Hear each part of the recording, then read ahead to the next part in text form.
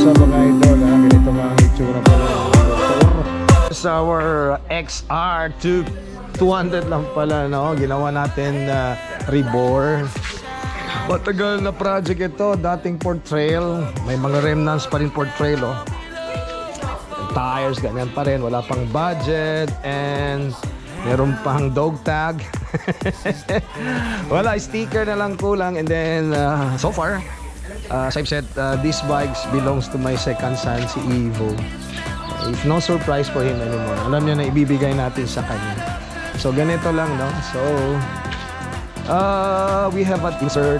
Kaso, bumili tayo ng, we just purchased yung sa Shopee, sa Lamagan. Ha? Wala pang 1 week, sira naman ng LED light. So, walang kwenta. Abi daw, try daw natin ang sound check nito. Sound check. Alright, yun, oh. LED lights na siya. LED lights. Maganda naman ang light nito. Ayan, high-low. Ayan, and then isang surviving signal light. Ayan. So I hope clear.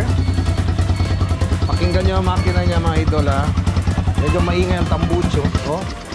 Ayan. So kulang pa, mga 10,000 pa. Maganda na ito, hindi pa maganda ang pintura. For the meantime, ciao!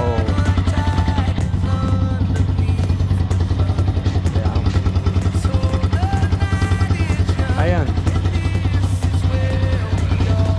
Actually, lahat sila dito panatiko ng mga motor.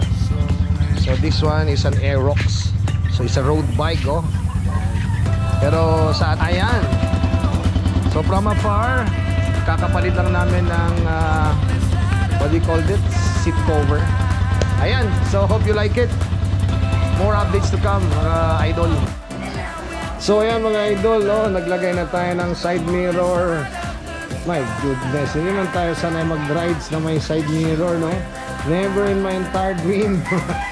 Anyway, this is just a trail bike. Binubuhay natin para magamit po sa daily, sa trabaho. Ayan, no? So naglagay tayo ng sana. So hindi naman siya violation. Kasi sabi ng LTO, it should be 4 inches. So 4 inches, pasok na po ito. So ayan, grabe ang itsura, o tingnan mo. Hindi ko maintindihan kapag anyway, ayan, so tama-tama yung pinsan ko. Meron pala siyang extra, what do you call this? Meron siyang extra side mirror. So ayan lang, sticker na lang siguro ito kulang. Tsaka baguhin natin ang sprocket, sobrang laki ng sprocket, yung malaki at saka yung maliit. And we have to change the tires, no? Ayan. Okay? So, ayan. So, ano sa tingin nyo? Ha? Maganda ba? Tao na ba yung tsura niya? Anyway, Honda. Wala lang pa siyang speedometer. Ayan, no? Ayan.